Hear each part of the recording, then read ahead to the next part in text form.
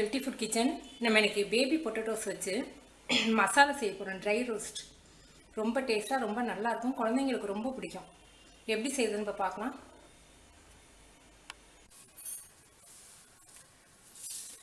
உருளைக்கிழங்கு வந்து அரை உப்பா போட்டு வேக வச்சுருக்கேன். உளுந்தம்பருப்பு அரை டேபிள் ஸ்பூன், ஜீரகம் அரை டேபிள் ஸ்பூன், சோம்பு அரை டேபிள் ஸ்பூன், மல்லி ஒரு டேபிள் ஸ்பூன், மிளகு ஒரு அரை டேபிள் ஸ்பூன், கருவேப்பிலை கொஞ்சம் எடுத்து வச்சுருக்கேன். கழுவிட்டு ஈரம் இல்லாமல் எடுத்து வச்சுக்கோங்க. மிளகாத்தூள் ஒரு ஸ்பூன் எடுத்துருக்கேன். பெருங்காயம் ஒரு சிட்டிகை, மஞ்சத்தூள் ஒரு சிட்டிகை, இஞ்சி பூண்டு விழுது அரை டேபிள் ஸ்பூன். இது வந்து புளிப்பு சுவைக்காக மாங்காய் பவுடர், அமச்சூர் பவுடர் ஒரு 1/4 ஸ்பூன் எடுத்துக்கோங்க. இது வந்து நம்ம உருளைக்கிழங்குல உப்பு போட்டிருக்கோம். திரும்ப மசாலைக்கு கொஞ்சமாக போட்டுக்கோங்க. உருளைக்கிழங்கு நீங்கள் டேஸ்ட் பண்ணி பார்த்து அதுக்கு ஏற்ற அளவுக்கு நீங்கள் போட்டுக்கோங்க.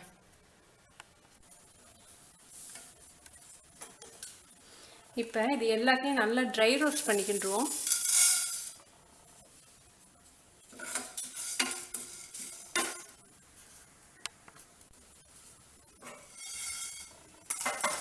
நல்லா வாசம் வந்துருச்சு, செவந்துருச்சு.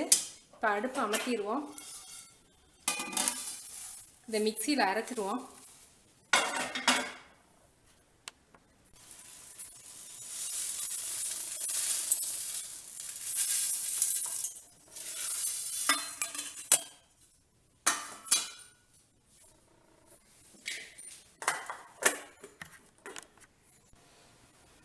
அரைச்சிட்டோம். கொஞ்சம் குறைனே அரைச்சிக்கோங்க, அப்போ தான் டேஸ்ட்டாக இருக்கும் சாப்பிடும்போது. 4 டேபிள் ஸ்பூன் ஆயில் ஊற்றிருக்கேன். இப்போ சோம்பு மட்டும் கொஞ்சமாக போட்டுக்குவோம்.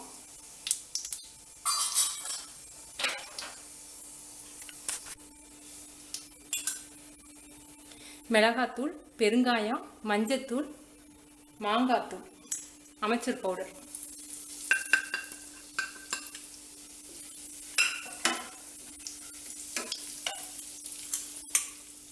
இஞ்சி பூண்டு விழுது,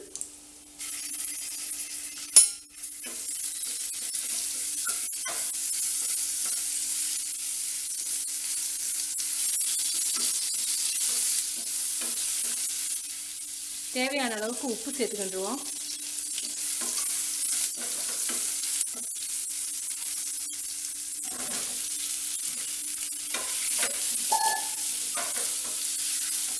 நல்லா சிம்லே வச்சு நல்லா ரோஸ்ட் பண்ணணும்.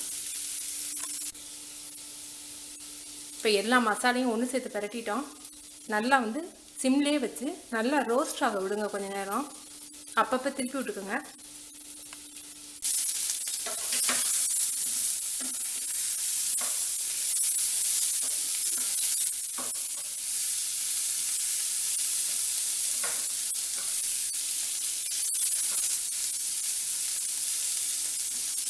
ஒவ்வொரு பக்கமும் திருப்பி விட்டு நல்லா வேக விடுங்க.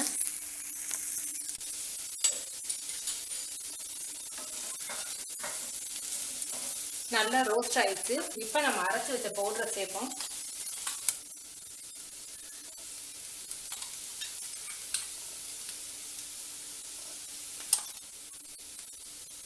பவுடர் மிக்சர் இருந்தால் கூட நீங்கள் ஸ்டோர் பண்ணி வச்சுக்கலாம், கெட்டு போகாது.